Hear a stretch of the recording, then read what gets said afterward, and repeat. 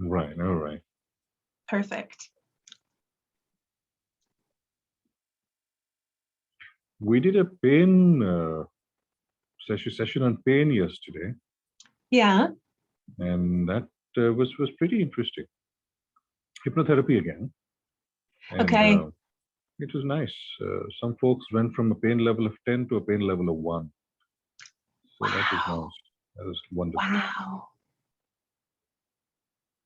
Yeah, the mind. And to me, this, and even today's workshop, it's all about the mind, what we can do with the Mhm. mind.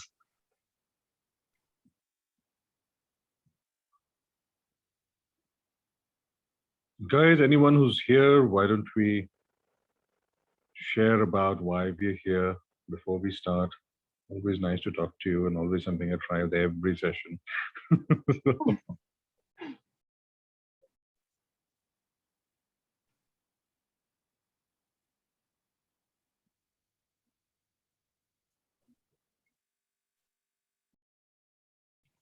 I cannot wrap my head around the mobile version. I'm impressed that you've done what you've done, honestly. I can't see everyone's that view where you can see everybody's faces and all Mm-hmm. of that, or I mean Mm-hmm. everybody's names, that gallery view. I can't Yep. see that. I don't know how to even get there. My experience on the phone is I can't see everybody on the phone. You can only see who's speaking. Oh, okay, so maybe so what I have is normal Yeah, that's been my experience. So I don't know then. if anybody else has something different that they can share, but If only my computer would start working. I downloaded a PDF yesterday, and the moment I downloaded that, things started going wonky. So perhaps I shouldn't. Perhaps it is a virus. So finally, I have a virus. I've been using Linux for the last 10 years, yeah. and Linux doesn't have the concept of viruses. And I've been on Windows for the last 1 year or so. Hmm? So, yeah, and Windows does, of course, have plenty of viruses.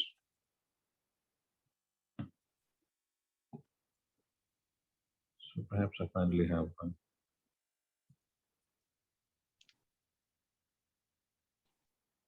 Okay, now let me see. Could you switch off the screen share for a bit, because I can't even see Absolutely. my own Absolutely. face Hmm. now. I want to somehow try and Let me see if I can. I'm going to just do stop share and see what happens. There you go. yes, perfect. Thank you. Yeah. Yeah. So I'm just going to put this here, and I'm going to try to prop the phone up. Okay. Now I need to figure out how to swivel it.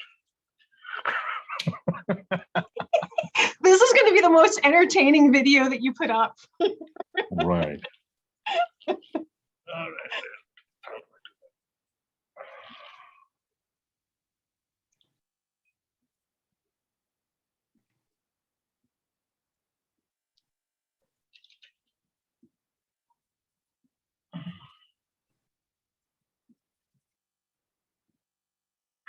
Oh Lord, I think I just have to hold it in my hand. So I have this boom sort of thing next to me for the microphone and all that. Yeah. And I'm trying to repurpose it to hold this thing up.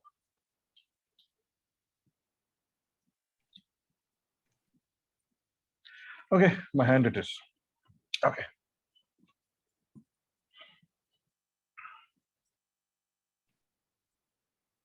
How many folks do we have? The thing is, on a Sunday morning, it's what time is it where you are? You know, it's almost 11:30 p.m. So Oops. close to midnight. Right. And Thanks I for was going to. coming out for this. Coming out as in making the time for this. Yes. Yes. Well, and and I decided not to pretend and make it all bright in the background. So that really is, right now.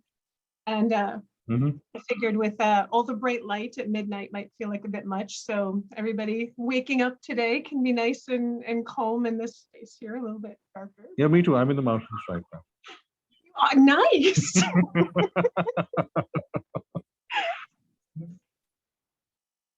Shilpa, how are you feeling? You mentioned yesterday you weren't doing too well. Hi, sir. Good morning. How are you doing today? Yeah, I'm feeling better, much better. In fact, I thought it was just magical yesterday. You've gone mute. You've gone mute. After yesterday's event, I was like completely fine. Till 4 o'clock, I was feeling so feverish. I was sleepy, and there were a lot of aches and pains. Knee was hurting, and after an hour or so, after the event was over, my husband said, "You're completely okay. You seem to be completely fine by now." Oh, Right. wow. Right. Wonderful. Good to know that.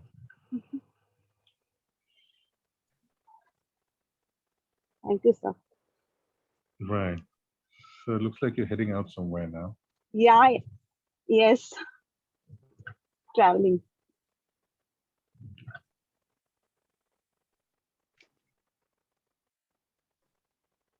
So we've Sid, in got- case it's easier when I see names pop up, I'm hitting admit as well. So I don't. Oh, know you're how doing to- that. All right. Please do. I did Please do. in case so you didn't have to figure out all the swiping. I thought, well, maybe it'll help if I can click on some things. If you could please do that. Thank you so much. Yeah. It's Yeah. Oh, here we go.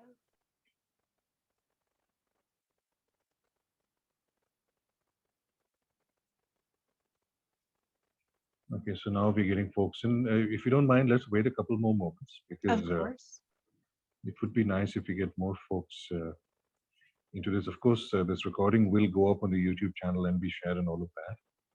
But still, it's Wonderful. always nice to have more folks in the live session.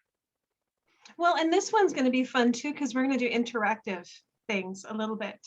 You don't have to worry about being Right. in a car. You don't have to do too much if you're in the car and you're driving. It's okay. But there'll be some more participatory things that we're going to do today. So, Shilpa, why are you here today?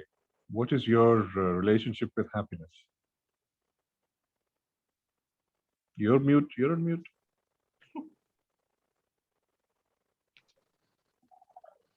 I just want to try it.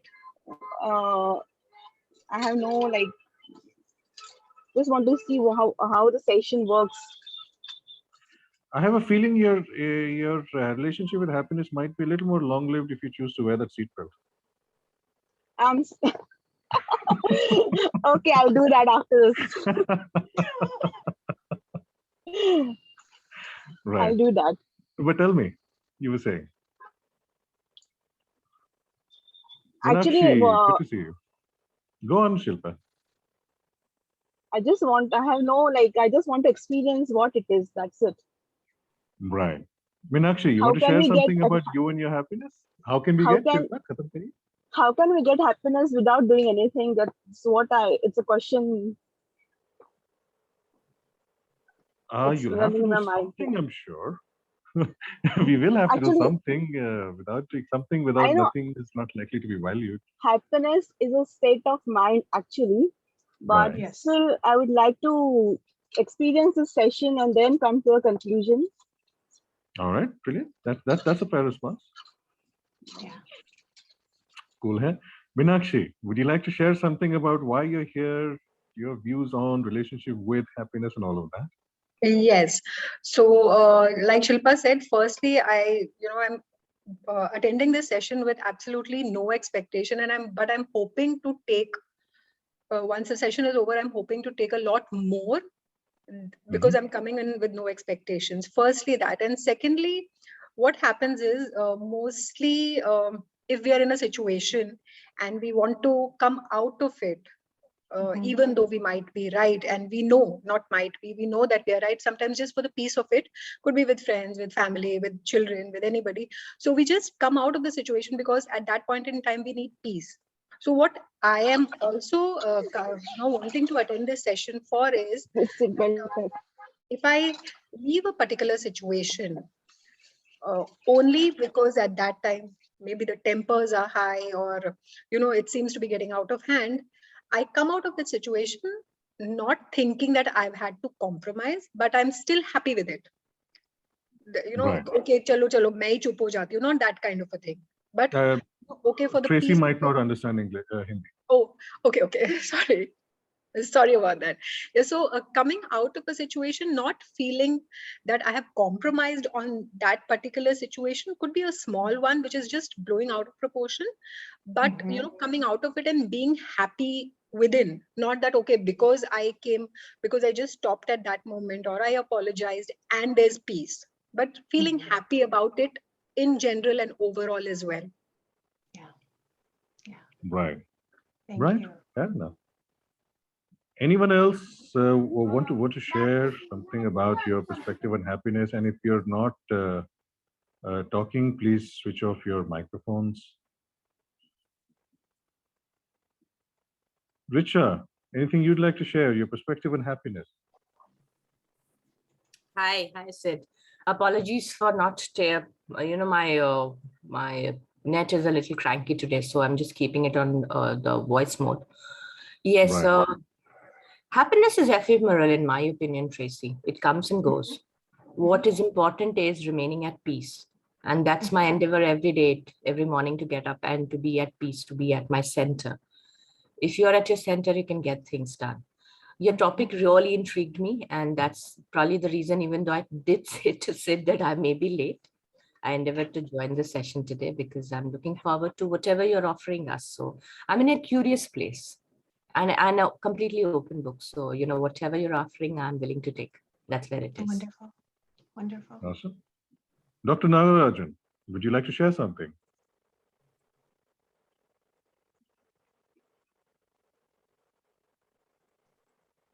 The doc is busy. Okay. No, actually, I just wanna hear something. So I'm not saying anything. I just wanna hear this time. Yeah. I was just wondering what your perspective is. Why are you here? Because it is interesting to know different perspectives on happiness and its many different facets and roots. For me, actually, even a small things which makes me happy. For example, assume that if I'm walking usually in a standard road, and if I'm taking a different route, even that makes me happy. Like I'm exploring new place, new side, and like this small things makes me happy. And yeah, and another thing, if I am planning something, like I'm list outing, say 4 or 5 events in a day, and if I complete those things, if I put a tick mark on it, then that makes me happy, even it is very small. Right. Yeah. Right. Cool. Thank you for sharing that. Yeah. So I'm curious. Are you a medical doctor? No, I'm a PhD. I'm doctorate in chemistry and working as an assistant professor. Oh, chemistry. So that ties right in with happiness. Pardon? You're just kidding there. I said chemistry ties right in with happiness. So, so that sounds like a good thing. So Tracie, I think we might be good to go. Yeah. I think the folks who are joining the online session are here. Somebody just That's came in. wonderful. So Yep. I hit it. Yeah. Right. I all got right, that. so- And thank you, Sid, too, because you asked what I was going to ask. I was going to start with everybody, whether or not people share it verbally. I was going to say people could put it in the chat, or they can even just Right. think about it to themselves. But really just thinking of what's your intention? What's your intention for coming here, and what would you like to, what would you like to receive by the end? So it's always a good thing to think of when you come, is what would you like? And people again are welcome to share it in the chat, or just think about it and just know, and that's fine. So it's over to you, really. Guys, thank you for making time on a Sunday morning and for coming over. Tracie is a hypnotherapist and a certified happiness coach, and the specific aspect of happiness that she has trained on and that she practices is called the same thing as this event, happiness for no reason. And Tracie is based out of the US, and so it's about 11:45 or something now, I'm guessing. It is, yes. It is 11:45 in the night now, so thank you, Tracie, for taking the time out to do this for us. And so please take it away. It is your session. I'm going to shut up and watch and listen to you. Wonderful. And and I looked at past sessions, Sid, as I mentioned to you, and I saw that a lot of people used slides So I thought I'll be like other people, but I'm going to pause intermittently and have us do some actual, I'll do some demonstrations, and I'm going to have you do some things to get a feeling in your body, because, you know, when you're talking about happiness, it's not just a thing that we're thinking about, it's something that's embodied as well. So you can get an embodied experience today. So I'm going to switch here to the screen share. I'll bring that up, and there you go. All right. Wonderful. So happy for no reason, just to let everybody know, happy for no reason or happiness for no reason, it's actually based on a book. So there actually is a book here called Happy for No Reason. So it's by Marcy Shimoff, and it's based on this. She even has a follow-up book, which I also try, let's see here. So Love for No Reason. So really just how to feel these things within our being without relying on outside circumstances. And so all of us want to wake up. I'm guessing every single one of you on the call would like to experience feeling happier. Like nobody really wakes up in the morning and thinks, you know what, I want to be miserable today. You know, we usually wake up and we think, you know, I'd like to feel happy. How can I raise that happiness level? And so today I'm going to share the things that I practice. I'll give you a little bit more information about myself to know why I came to this work. And it's my intention by the time that you're done, and let me see, I think this is on the next screen for what we're doing here. Oh. Let's see.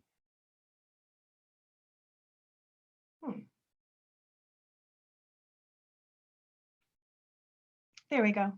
So this is my purpose, or our purpose for today. So by the time that we're done with this call, my goal or my intention is that you're inspired to live a happier and more fulfilled life, that you have some practical tools that you can use immediately to raise your happiness level, and to understand the key steps to create happiness from the inside out.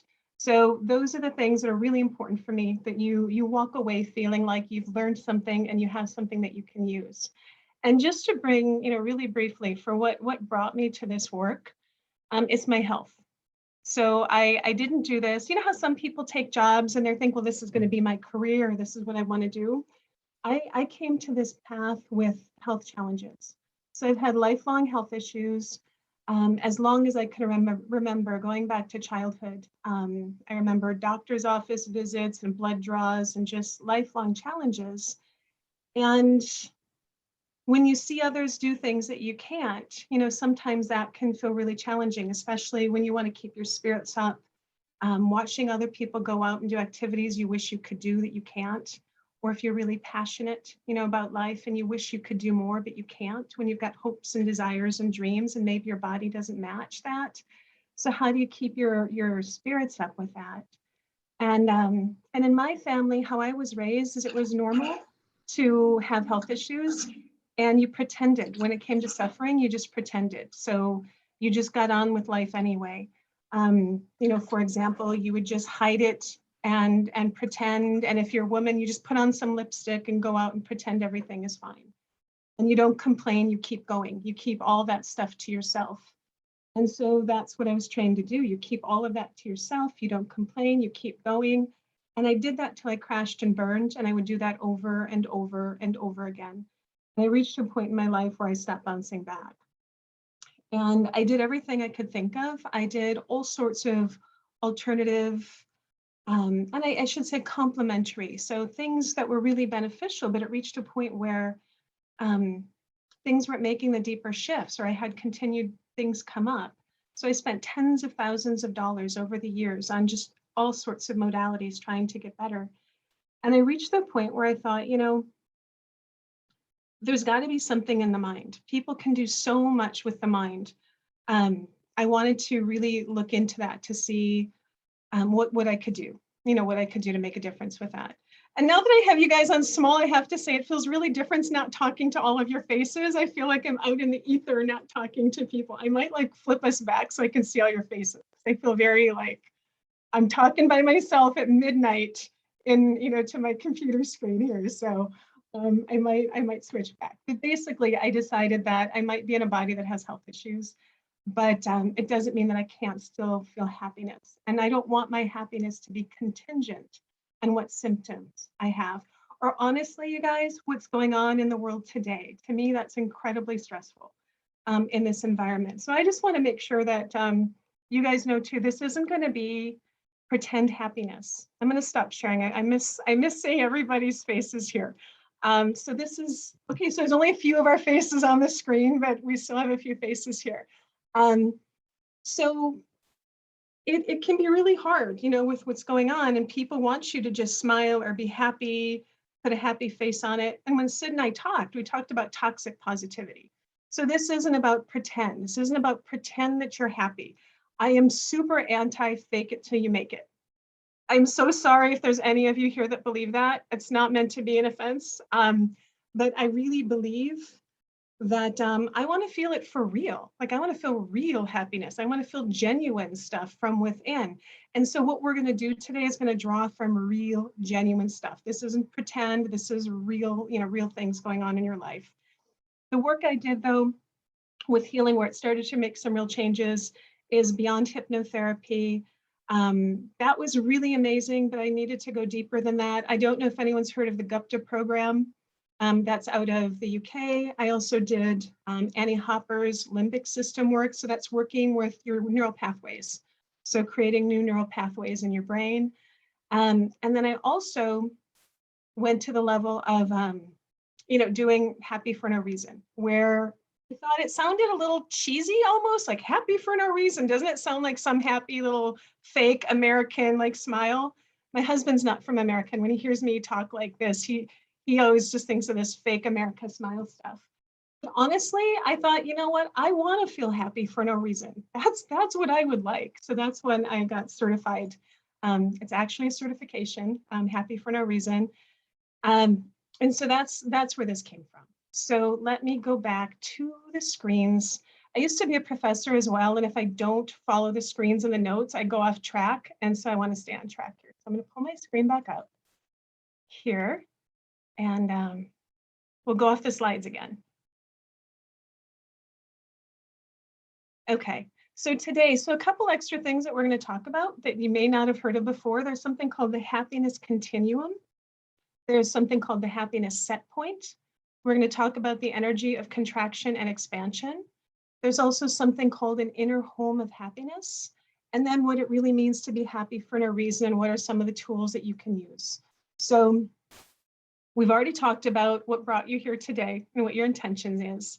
So let's go right into skipping that screen. What is happy for no reason? As I mentioned, it's not toxic positivity. It is not pretend. It's not faking it.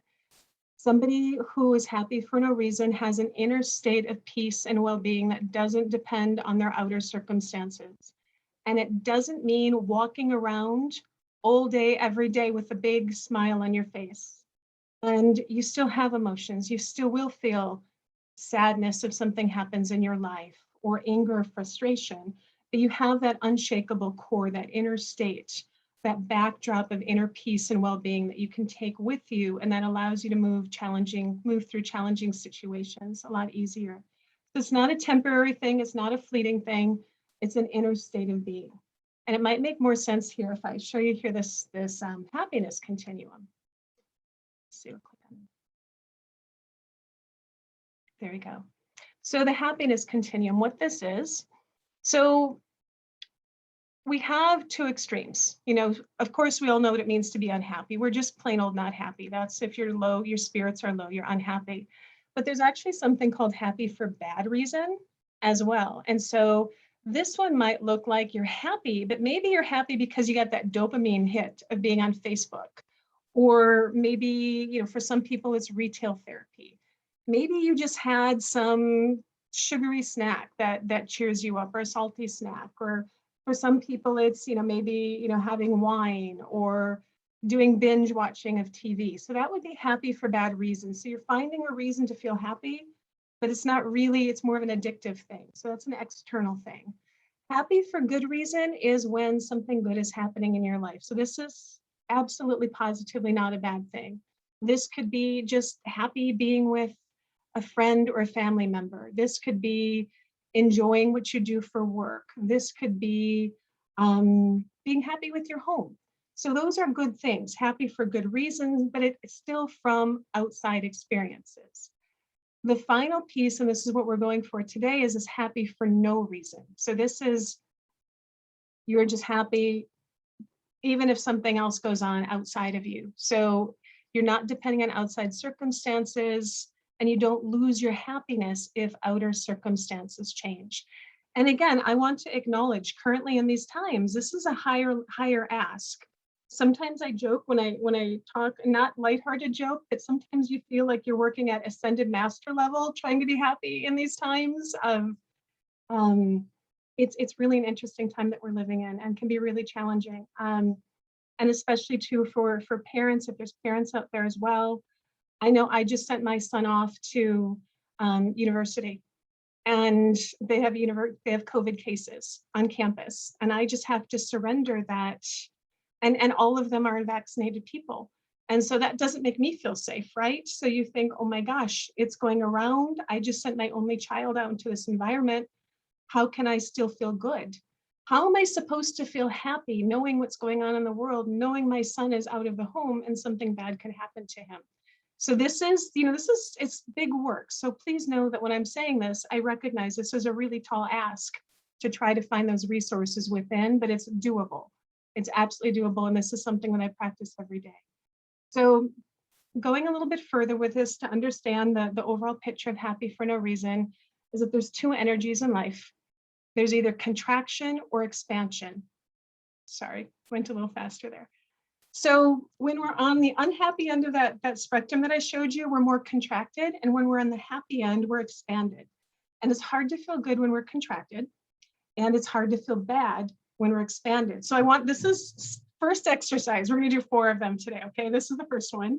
And most of you don't have cameras on. Bless you to the 2 of you that have your cameras. Nobody's looking. But I want you to try this. So this is, I'll show you what to do. So we're gonna curl up in a little ball. I'll show you first, but you can try it and see what it feels like. So if you curl up in a little ball like this, cross your arms and hunch over. And then if you were to say, I feel happy. So we're gonna do it on the count of 3, just so you can say it out loud. So crunch into a little ball and put your head down and just say, I feel happy. You're on mute, you're safe, nobody hears you. All right, so how did that feel, you guys? So I'm guessing you probably didn't feel super happy when you did that, right? So when you're like that, it's hard to feel happy when we're contracted. So now we're gonna do the opposite of that. By opening your arms wide and smile even. And again, most of you are off camera, it's safe, no one hears you. Put your arms out. And if you're hearing this recording, please do this along. Put your arms out and then say, I feel depressed. On the count of 3 here. 1, 2, 3. I feel depressed. Okay, so I'm guessing that people didn't feel particularly depressed. Did anybody feel, you notice that here? The difference? No, because it's hard to feel depressed when we're expanded, when we're in that expanded state of energy. It doesn't mean that you walk around in the state with your arms open wide, but it's good to know what things make you feel more expanded and where you get contracted. And so here, let me bring this up and show you what are some of those things. So you know you're in a state of contraction when you're feeling unhappiness, fear, pessimism, constriction, resistance, low energy, disease, malaise, separation, and feeling bad. So that's just a sign to us. If we're feeling that, we're likely contracted, and it's going to be harder to feel happy in that state. When we're in expanded state, those feelings that go with it are happiness, love, optimism, flow, acceptance, vitality, ease, well-being, connection, and feeling good. So those are just some ways to recognize of, when you're in that contracted or expansive state. And the point is, it's hard to feel good when you feel bad. So if you're in that contracted state, it can be really hard to feel good when you're in that state. But there are things you can do to move out of that contracted state into expansion. Some really simple things that you can do that we'll talk about today. But one more thing we're going to do first is talk about a happiness set point. Because we all naturally have a set point within us. So you may have heard that expression, do you see the glass half empty or half full? And, we might feel like we just are doomed to a particular outlook, that perspective of maybe more pessimistic or optimistic. And it is partially true that we are born with a happiness set point, but we can change it. The thing that's interesting though about it is, if you've ever heard of people that win the lottery, have you heard stories where people say they win the lottery and they're happy for a little bit, then they go back to their habits? That's that set point, that we're used to. So we usually stay in that until we find something to change it. And it explains why people who win the lottery, for example, again, happy for a short time, and within a year turn to their original happiness set point. But it's the same is true for tragedies. So we can also swing up and down with that. So usually we go back to a middle with their happiness set point. So how is that determined? For what it's worth, your happiness set point, 50% of it's genetic. So there is a degree to which you're born with it. So 50% of your happiness set point is genetic. This is what I think is the most fascinating, is only 10% is our circumstances. So often we think if we change that external event, if you just get that relationship or that job or that home or that thing you buy on the internet, that thing is going to make you happy. But it's not. Only 10% is our circumstance. But this is where you can really make a big change, is 40% are your habits and your behavior. So you actually have control over changing that. And that's what's actually really good news. And the other piece is in the field of epigenetics, that study of our genes and our DNA, they're even saying that 50% piece can also be influenced by our thoughts and behavior. And I'm sure you talk about that in this group a lot too, is you can affect your genes as well. So that means up to 90% of our happiness set point can be influenced by that. So we got another practice thing that we're going to do though for changing habits, because it's hard. So I'm going to do two things. But first, if you put your hands together and just cross your fingers. And again, if you're replay people, I still think it's worth doing this here to get experience. Okay, so you crossed your fingers, right? Pay attention to where they are, then put them back up and then switch them over one and have them go the other way and cross. So that probably feels a bit uncomfortable, right? That doesn't feel as good. You want to go even farther with that. If you try crossing your arms, it feels even worse. So if you cross your arms one way, that just feels natural to you. Just try switching them to the other direction. You almost can't. And if you do, it doesn't even feel right. It doesn't even make sense. And so that's one of the things that we need to recognize, is change does feel uncomfortable. And that's why a lot of us don't make the change. It doesn't mean we're bad or we don't have willpower or something is wrong with us. If just moving our fingers felt uncomfortable, you can imagine what it's like to try to change bigger habits. So part of it is just an awareness that change can feel uncomfortable at first, but then you can turn it into a pattern. It can be more comfortable over time. So here's some more good news. Not only that, for changing habits here. The screen is not going to the next one. There we go. So I'm going to use an example. It's called the Home of Happiness. It's based again back in Happy for No Reason. She talks about the home of happiness for making changes. And we're going to go over two of them, the pillar of the heart and the pillar of the mind today. But I want to give you an overview of what all of them are. So what are these contributors to making you happy? So there's 7 main pillars that people can practice to adjust their happiness set point. And the habits fall into 7 main areas. And because it's hard to remember things, she turned it into a home. So she made it into a type of the home. And if you want, as we go through this, you can think about where you're the strongest or where you may be the weakest, because that's usually a good area to work on. So the first one is your foundation. So your foundation is where, taking responsibility. Actually, we skipped ahead. Responsibility for your happiness. So the foundation is, I'm willing to make a difference. I'm willing to make a change. And so those changes you're willing to make.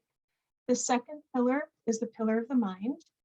And think about, do your thoughts support your happiness, or do you have a lot of negative thinking that robs your happiness? So we're going to spend some time on that today for how to change your thoughts. The third one is the pillar of the heart. And again, we're also going to be spending time on that. And that's if you're living with an open heart. Are you living with an open heart, with gratitude, with kindness? Or is there a contracted heart where you maybe have a lot of anger or lack of forgiveness? So that's the pillar of the heart. The fourth is the pillar of the body. Are your cells happy? Do you have the biochemistry of happiness? Sid, I'm guessing you teach a lot about that and share a lot about that as well. And how is your serotonin, your oxytocin, the endorphins, those kind of things? How are you supporting the chemistry of your body? The next one is the pillar of the soul. And do you feel plugged into your spirit and connected to a bigger energy of life?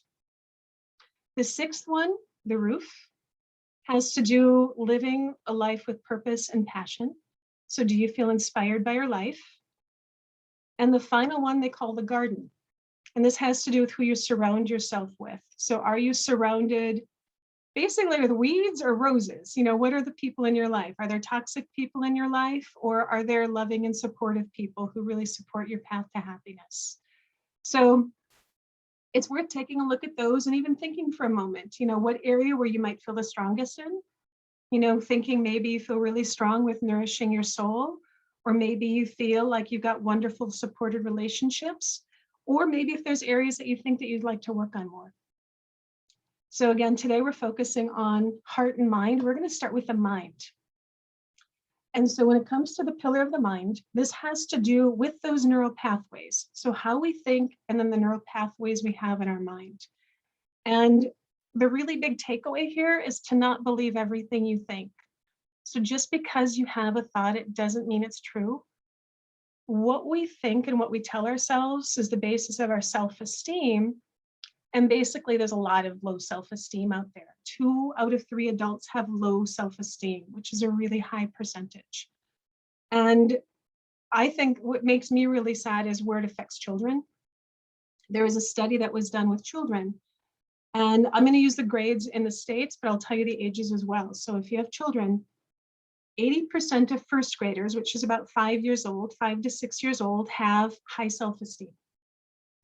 By the time they're in 5th grade, which is about 10 years old, it goes down to 20%. And then and again, the study was in the States, by the time they get to high school, seniors or last year, about 18 years old, it's 5%.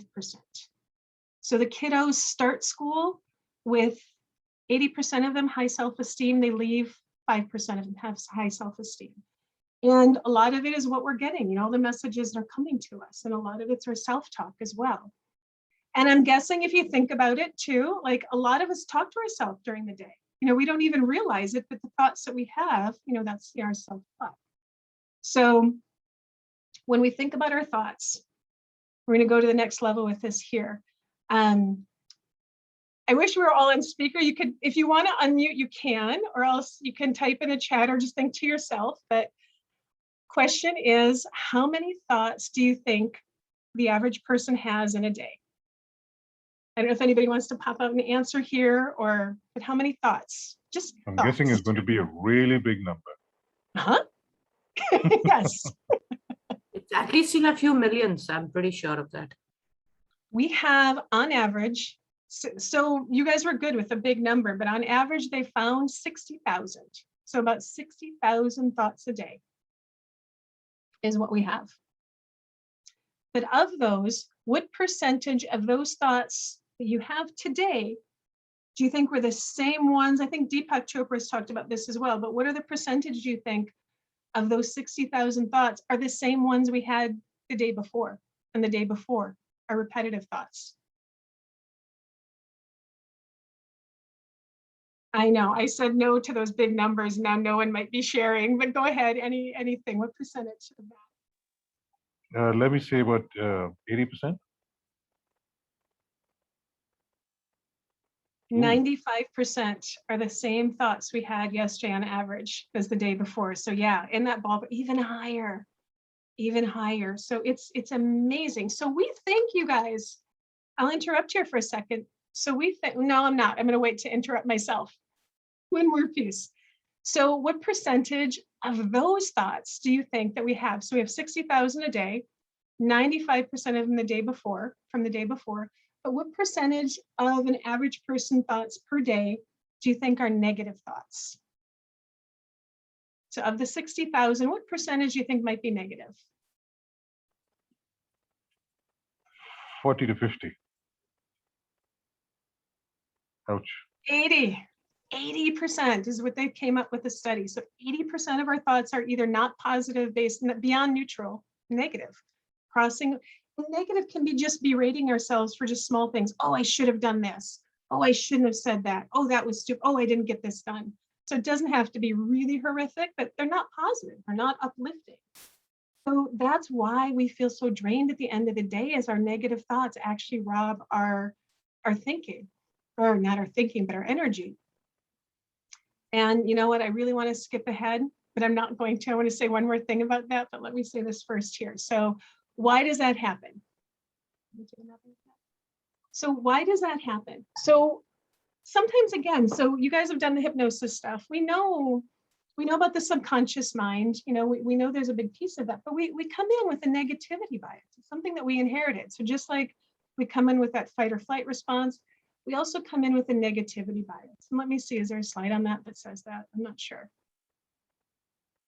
It's not clicking over here. So we have a negativity bias. It's something that we inherited, and you needed that. There was a time and a place where you actually needed to have that negativity bias, because we needed to like look out for danger, look out for threats. Are we safe? Are we going to be okay? And somebody, gosh. So somebody by the name, there's an author by the name of Rick Hansen. He wrote Hardwiring Happiness and Buddha's Brain, and he calls it the Velcro Teflon syndrome. And the idea is that our minds are like Velcro for the negative, and the negatives just stick to us, but our minds are like Teflon for the positive, and they just slide right off of us. And so where I like to go with this, and I said I wanted to keep interrupting myself, this is what I wanted to share, was that when we think of being resistant to thinking an uplifted thought, because I was really resistant with the programs, that Annie Hopper program, the neural pathway thing. You had to really go into a state, a happy state. And I thought, I don't want to go into a happy state. I'm not happy. This is pretend. I'm not well. I have a real physical issue going on, and I don't want to pretend. And I felt like I was denying reality if I wanted to feel happy, because there were bad things going on. But what I realized is a couple of things. One, how much our thoughts aren't true. So we really attach thinking, well, but my thoughts are so true. Well, if 95% of them are repeated thoughts and 80% of those are negative, it's like watching a bad television show, or maybe having a CD player in and listening a song to you don't really like, and choosing not to change it, on saying that, no, this is my reality. Well, you can actually change the station. It doesn't have to be your reality. And that's why I work with my subconscious on a regular basis. And I do visualizations as well, because we can choose to change the station. We can choose a different thought. The thoughts, again, that we think are so real that we don't want to deny reality, they're not necessarily reality. That's just repeating negative things. And we don't need to do that. We can choose something different. And so visualization helps a lot. And I think that you do a lot in this group too. But when you visualize, and when we get to this heart meditation in a minute here, we'll be doing some of that. But I want to show you the power of visualization. So this is yet another exercise that we're going to do. And I'm sure you've heard of people, for as simple as athletics, sometimes they picture themselves in their mind doing something and having it done successful. It actually makes a difference of how we think and we visualize stuff ahead of time. So here's another exercise. It's a little rude to point, so I'm not going to point at the screen. I'm going to show you sideways, but I'm going to have you just practice by putting your arm out, and then with your eyes and your finger, just point gentle, don't strain, as far as you can to the right, and just stop. Just as far as you can, don't stretch, don't force it, just like look and notice where you stop. So when you turn, just notice on the wall or whatever point in front of you where you're stopping. Okay, so now we're going to go back to the middle. You paid attention to that. And so now I want you to imagine what you just did, but now picture yourself doing that same exercise just in your mind. We're not going to do it yet. Picture yourself moving and turning and going about a foot past, maybe 6 inches, 12 inches or so, but picture yourself in your mind We're going to do it again in a second. So just imagine yourself putting your hand out. We're not doing it. You're just imagining putting your hand out, moving your hand the way you just did, but going even farther, maybe 6 inches, maybe 12 inches farther. Okay, so you got that in your mind. You visualized yourself. Shut your eyes for a moment. Visualize that. So now I'd like you to try it again. Put your hand out. Once you've done the visualization, go ahead and do it for real again. Put your hand out and see how far you can go to the right this time and see if you've gone any farther. And everybody should, I'd be surprised, and we don't have everybody on camera, but I'm guessing that you should have gone a little bit further. It might not be a whole extra foot. By visualizing and seeing yourself going a little bit farther, you actually do. And so I do a lot of this. Personally, I regularly focus on different parts of healing too. So I send that energy and I send that visualizing those images of healing cells or seeing myself doing things that I might not be able to do. If I'm having my knee issues, I'm seeing myself go upstairs. I'm really just allowing myself to see that. But one caveat to that is it's not enough just to picture these things, because otherwise that's just fantasy. We're just like having fantasies of ourselves doing things. It's really about feeling it in our body and feeling that emotion that goes with it. So just feeling really good and attaching that good feeling to that visualization. That's the important piece. And so, as all of you know here, I'm sure everybody knows, convince what you focus on grows stronger in your life. So the positive things, if you're looking to have more happiness, when we can focus on the positive, that gets stronger. So it's the habit of paying attention to the good, allowing that to come in. So by just velcroing that negative, we've developed strong neural pathways for negative. And we notice the negatives more consistently. And we say things to ourselves like, oh, everything's terrible, and can you believe what happened? And you look at the world. But when you're in that happier state, once you've done that practice, that uncomfortable practice of switching and starting to look for more positive things, you start noticing the beautiful things in front of you all day long.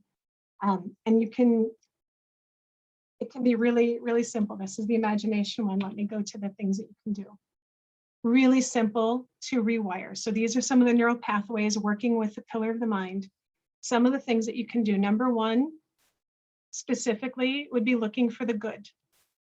And I did that today with my husband. We were out driving and it was just complaining about, vaccines and lockdowns and mandates and all this stuff and what the world is like. And I said, well, what's good around us right now?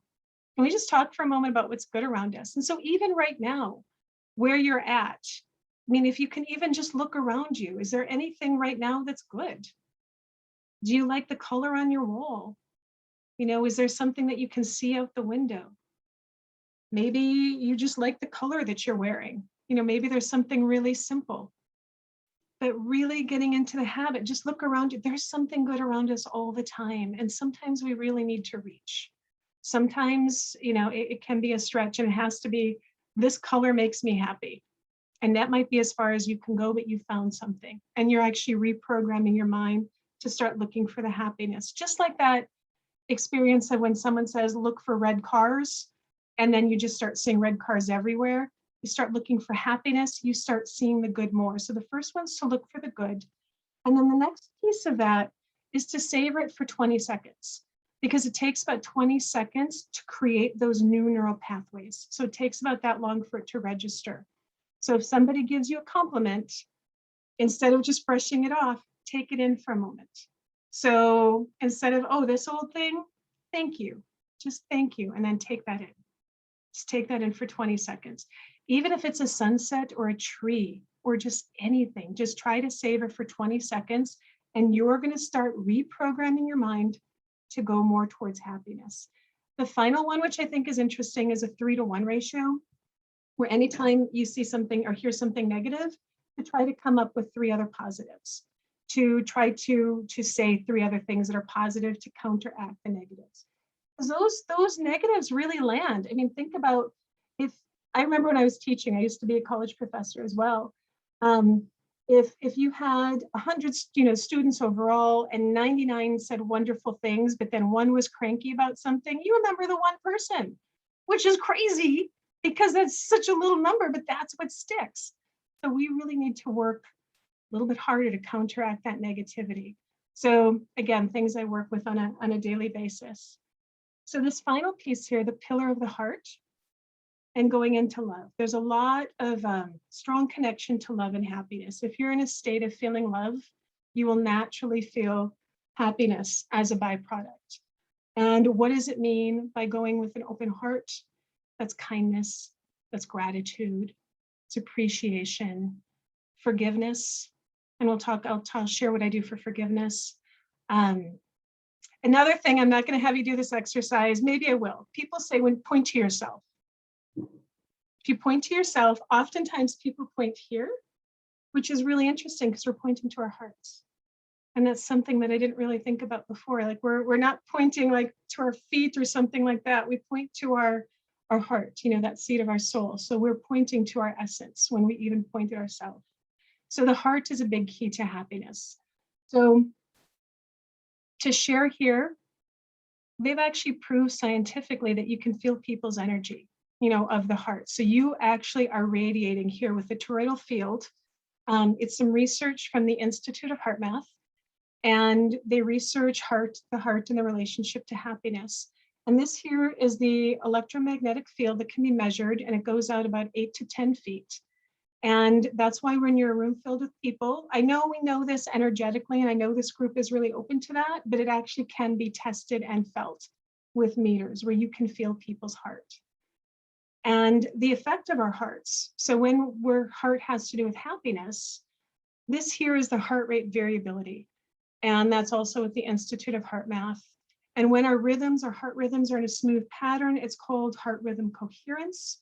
When it's erratic, it's called heart rhythm incoherence. So when we're feeling frustrated or upset or angry, we go into incoherence. And what's interesting is when we're angry or frustrated for just 5 minutes, it can suppress the immune system for up to 6 hours. On the other hand, when we're feeling open-hearted and when we're feeling love, appreciation, and gratitude, we go into coherence. And 5 minutes of feeling love and appreciation can strengthen the immune system for up to 6 hours. So you can either bring it down or bring it up. And so that's another good incentive. So we're going to go into this state here in a moment. I'm going to bring us all into this state of coherence, this deep sense of inner love. But the thing to take away is when we spend a lot of time with a closed heart, we're actually weakening our immune systems and making ourselves even more susceptible to illness and disease. Oops. And then, gosh, here we go. Have you heard, Sid, maybe you guys have talked about the water. Gosh, I'm skipping away here. The water. So you've talked about Dr. Emoto, I'm guessing? You've talked about that? I'm aware of his work, Tracie. Yes, right? So he's the researcher, and forgive me here, if there's people entering. Sorry, I was admitting some people. You did that? You've got that? Okay, wonderful. So yes, so Dr. Maruso Emoto is a researcher from Japan, and he's passed away a few years ago, but he did experiments on water. And so this here is what we're seeing, is we're seeing the impact of words on water. So he used to do this. He invited a room of school children to participate in this experience by sending loving energy or negative energy. So to one of the jars, he had them say, "I love you, water, you're fabulous." To the other jar, it was angry energy and said words like, "I hate you, water." So and after the children had done it for a while, he froze the water from each of the jars and looked at the frozen water crystals under a microscope. And this is how they looked. This is the one that said, "I hate you," the energy that they put to it. And this is what it looked like, the water crystal that they said, "I love you too," that they froze. And we think, how does this affect us? Well, our bodies are 80% water. So when we're sending messages in love and appreciation, this is, here we have this, "I love you" here. When we're sending these negative thoughts to ourselves, this is what we're doing to ourselves and doing our bodies. Another thing is they also played music. This was heavy metal music, for example, of what happened. And this one was Mozart. So even the music that you listen to, you're affected by. So just remembering we are so much water. Those things impact what we're saying. So this is the tool. Now we're getting to the part of the day here where we're doing the tool. And it's also something that came from the Institute of Heart Math. And it's a way to increase your happiness levels. I have a recording of it on my website that's really short, a practice for people to do every day.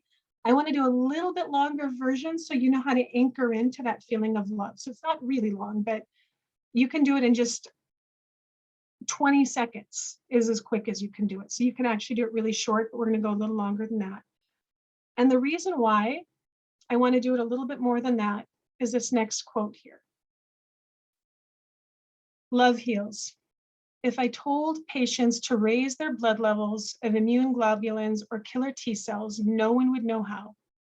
But if I can teach them to love themselves and others fully, the same changes happen automatically. So the truth is, love heals. And so it doesn't have this work that we're doing here today. It's not even just having an impact on feeling happier, but you're actually making yourselves happy as well. And so when people talk to me, because of my health issues, I talk to a lot of people who also have health issues. Well, how will this make X, Y, or Z better? Or Tracie, can this work help X, Y, or Z? The answer is it helps everything. When we're making ourselves happier, that's creating that physiology for feeling better. So we're going to go into a really simple technique here. And it's called, so it's a longer version of this inner ease technique, this from the Institute of Heart Math. And so now this is where we're going to go inwards. And this is a meditation that doesn't require any circumstances outside of you, other people. This is you resourcing that happiness from within, and it actually changes your inner circuitry. So again, I have a different, a shorter version of this on the website, a practice you can do every day. But the more you do this, the more it becomes your default state. So I want to go a little bit deeper into it today.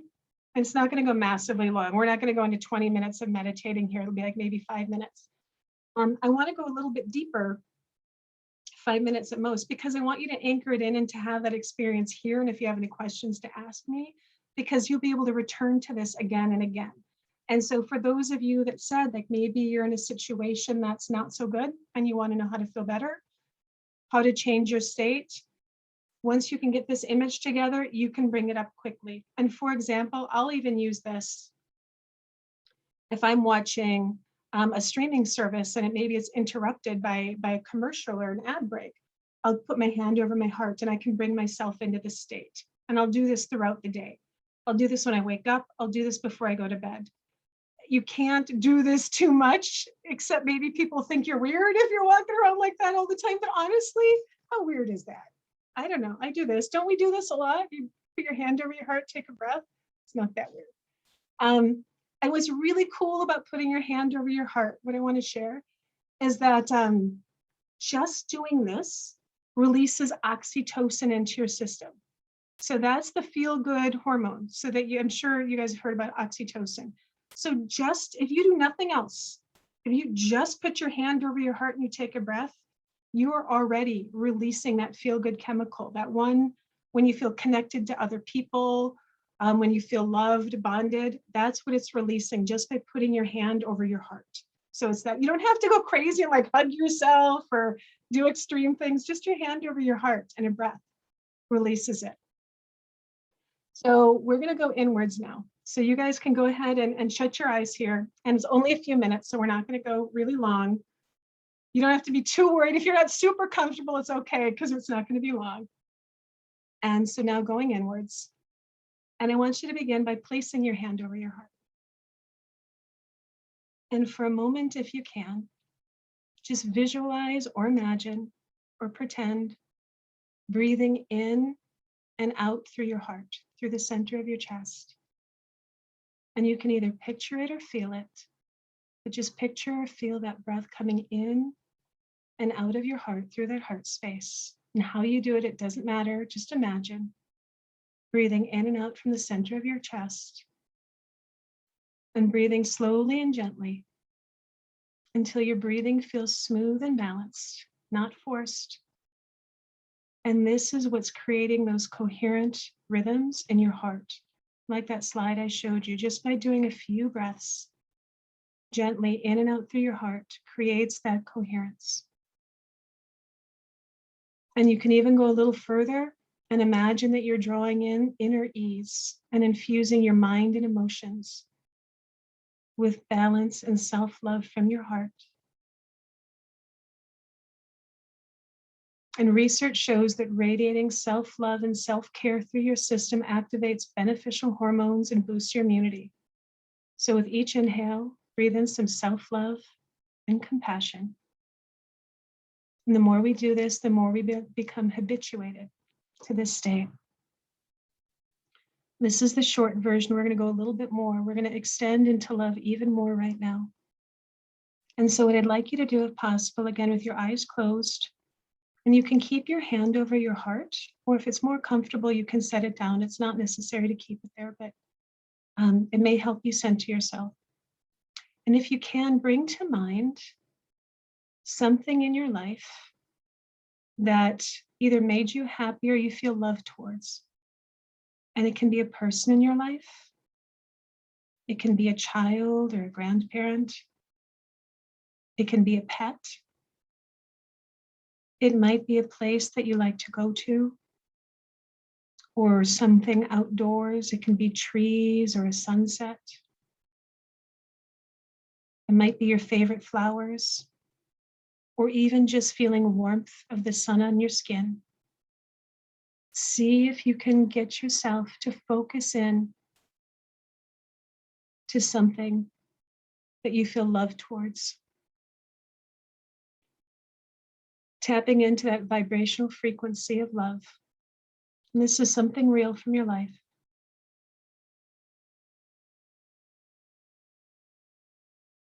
And allow that feeling, that state, to get even bigger if you can. So notice where it is in your body. Notice when you're feeling that good feeling of love, that sensation. Notice where you feel it in your body. And see if you can allow it to expand. So if you're feeling it in your heart space, allow it to move even bigger throughout your body.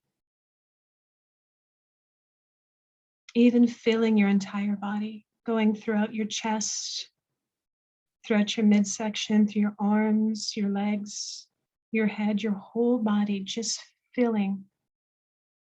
Seeing if you can just expand even more, filling your whole body with that sensation of love. You don't need to keep holding that picture in your mind. If you've got that sensation, that feeling, just tap into that feeling of love, allowing it to get even bigger.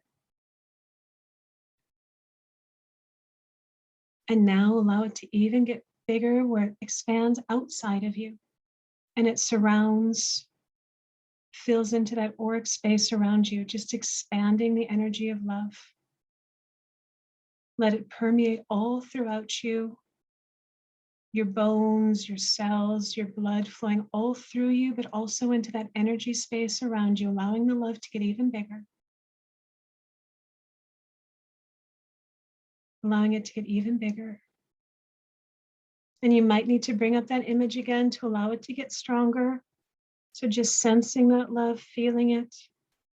Maybe there's smells associated with it, whether it's being at an ocean or flowers or a favorite food, but just keep letting that get bigger. And if you can, see if you can even expand it into the space that you're in, into the room that you're in. Turning up the volume. With all of this feeling, just allow it to get even bigger. Allowing this feeling of love to expand out into the room around you. Filling that whole space, just feeling that love permeating everything. And all this magnitude, just feeling all of that. Now we're going to do something different with it. Take that sensation and that love, and now you can say to yourself that I can receive all of this from me, and now drop all of that love that you just expanded outside of you and bring that all back into your heart space. Drop that all back into your heart. Receive it fully. Feeling that magnificence of love, feeling your heart, your solar plexus, filling your whole body with that love again, bringing it into you, knowing that you created this feeling. You created this from within and you received this. Allowing yourself to just unconditionally take in all of that love for yourself, directing it to yourself.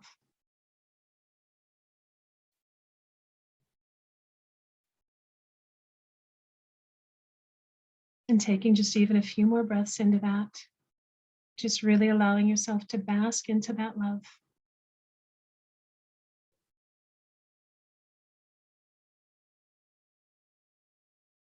And now you've got that point of reference of what it feels like. And if you didn't feel it now, you can practice, go back to the recording and do it again. Or even just later today, just try to bring up images of things that you love or felt love towards. Bring that up and put your hand over your heart and allow it to expand. And then you can open your eyes when you're ready. And I'd like to invite all of you as you go forward in the coming week to allow yourself to practice this with your hand over your heart at least once a day, if not 4, 5, 6 times a day, and you'll notice your mood begin to change. And you can probably even hear, I hear it myself, my voice and my cadence has changed. And I didn't necessarily practice it, but I had my hand over your heart, my heart. So it's a very simple thing you can do. Hand over your heart. And I want to share just a few other tools in closing that I do to change my physiology, because I want to make sure again that you have tools to go away with. So this inner heart, this technique is something that I go to over and over again.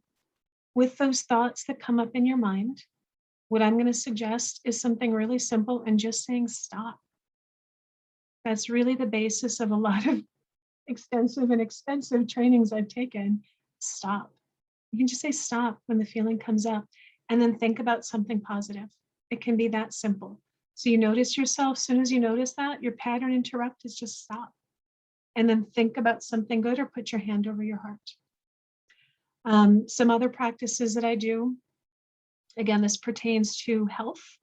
That helps a lot, but it's also if your mood is down. I do loving kindness and ho'oponopono, and I don't know if people are familiar with that, but loving kindness, the words I use are different. I think everybody has subtle differences, but say, for example, somebody brought up if maybe they're having some frustrations with somebody maybe outside of them or a situation outside of them. What I'll do, and maybe there's an individual that's upsetting, and I've done this stuck in traffic. If I'm stuck in traffic and somebody has cut me off, I'll go to this place. And the words that I use for this loving kindness is, may you be happy. May your good fortune increase. May you be free of shame and suffering. And may you be free of attachment and aversion. And normally with loving kindness, people, they suggest if you do it traditionally that you do it first towards yourself, then towards somebody you love, then towards someone you're neutral towards, and then finally with somebody that you dislike. I go straight to who I dislike. You don't have to do all those first. Sometimes that takes a lot of time.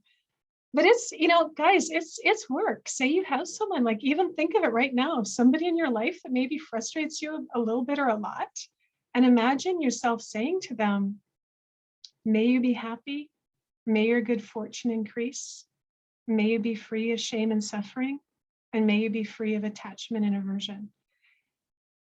What I take away from that is if somebody's good fortune has increased, if they are happy, if they are free of shame and suffering and attachment and aversion, they're probably not going to be somebody who upsets me. They're probably going to be in a different state. So why wouldn't I wish that blessing on them? So that would change it. The ho'oponopono, that's something that I would even do if I'm not feeling well and I can direct it towards myself. I've done it towards others. That one's a little harder to do towards others if you're having frustration with them. But if I'm feeling unwell, I direct it to body parts or parts of healing. And that is, I'm sorry, please forgive me, thank you, and I love you, over and over and over again. So I will, if I'm feeling unwell in my stomach, hand over my stomach, I'm sorry, please forgive me, thank you, I love you. So that's another practice I do on a regular basis. So beyond that, let's see if I think that's the last, it's the last of everything, and our time is here. I want to make sure I'm sharing everything I can with real tools, real specific tools. Yeah, those are the main ones. I'm aware that we've come up to our hour here. And let's see here what the next screen is. I think there's one left. Let's see what it says. Ah, thank you. Thanks for being here. And the last piece here is I do have, as I said, that was a little bit longer of a version, but I have an 8-minute recording, an MP3 recording that you can listen to.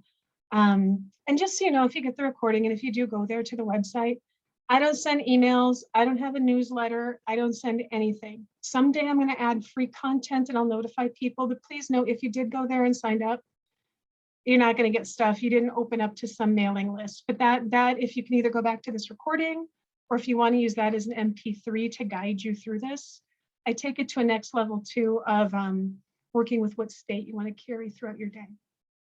So, all right, Sid, let me stop sharing here. How do I stop share? And see if there's any questions. Meenakshi posted a question a while ago in chat. Would Oh you like to gosh, take a look at that? I'm sorry, yes. I didn't want to interrupt your flow. My apologies and thank you. So it depends. Do you immediately feel happy if you put your hand over your heart? I'm guessing, did you feel a change when you did that practice of putting your hand over your heart? And yeah, so when you're doing practices like that, those are immediate.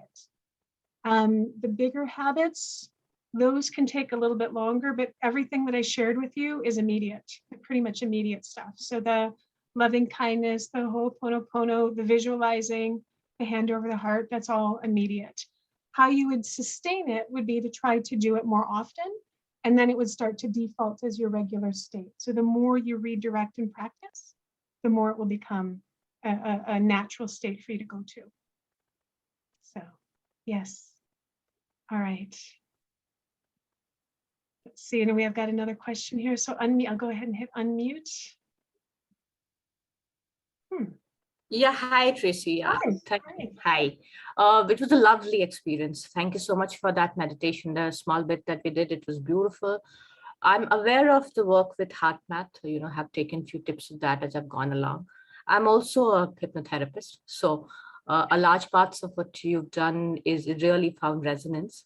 So just wanted to say that the meditation felt like Reiki to me. So for me, Reiki is love. So it really felt very familiar. The tingling sensations, what I was feeling in my hands was very, very familiar. So just wanted to thank you for that. So it was lovely. Thank you so much. Beautiful. I And agree that that short thing you took us through was very, very effective in a very, very short span of time. We did a lot of things that are much longer, which would otherwise have seen it, it's very effective, really wonderful. Yeah, I loved it. The fact that, just contracting that entire energy back into your heart, I resonated with it, loved it. So just wanted to say thank you. Thank you. And you know what, I forgot, because I'm also a Reiki practitioner, but you forget when you have that long list of stuff you do, you forget. Like, oh yeah, that as well. But yeah, I didn't even count me in for Reiki as well. Yeah. So wonderful. Yeah, so it felt familiar. And as I said, again, beautiful. Thank you so much. Thank you. Thank you. Thank you. Oh gosh, the question, beautiful question. So yes, so if you've got pain in a particular area of your body, can one send happiness and healing to that area, and will it work in terms of healing? My experience is yes. And there are a couple different types of healing. So pain, if it's short term, absolutely. With pain, you can absolutely dial down pain. With whether you're just sending that intention, whether you're doing the I love you, I'm sorry, please forgive me, thank you. Actually, I just do that. I remember just being really nauseous and not being able to move and having a migraine, and I did that over and over, and it passed. So when it's really extreme, that was useful.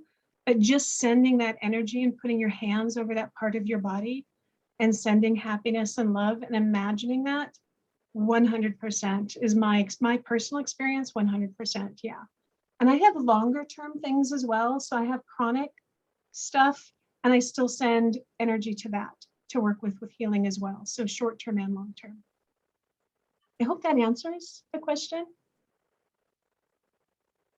If not, please go ahead and add in the chat, but hopefully that answers. Wonderful. Okay, thank you. Okay, so shall we close this? I'm sorry, I've got one session. I did a little overpopulated my Sunday. I'm sorry about that. Not So, at but, all. It's yeah. and I'm sure you'd like to go to sleep as well. So You know what? Yeah, it's getting close to 1 a.m., right? I think I'm so happy. Sid, thank you. Just thank you. This is wonderful. everybody. What I'm going to do is I'm going to take this session and I'm going to live stream it into a couple of other groups. Okay. And let's see how that works, because we didn't get a lot of folks in here today, but I think so many people would benefit from this, because there was a lot of information that you shared, a lot of practical tidbits of, for example, the number of thoughts and overlapping thoughts and negative thoughts and all of that, something that a lot of us should really know about. And finally, the exercise you took us through at the end was absolutely wonderful. And I think so many more of us could benefit from that. So I am going to live stream this and see how it'll work. Of course, it'll go to the YouTube channel, but still, I'm going to live stream it to my other groups. And I hope, and I would like to, of course, introduce you there. So let's see how that works out. So, all right, Again, Tracie, thanks so much. Thank you all so much. I've never spoken to a group this late at night. So thank you too for bearing with my late night mind. So honestly, just thank you all. Blessings to all of you. Thank you for having me here, Sid. You're very welcome, and thank you for taking effort. All of you guys, thanks so much for coming out on a Sunday morning, and you take care and see you next Saturday. Bye-bye. Bye.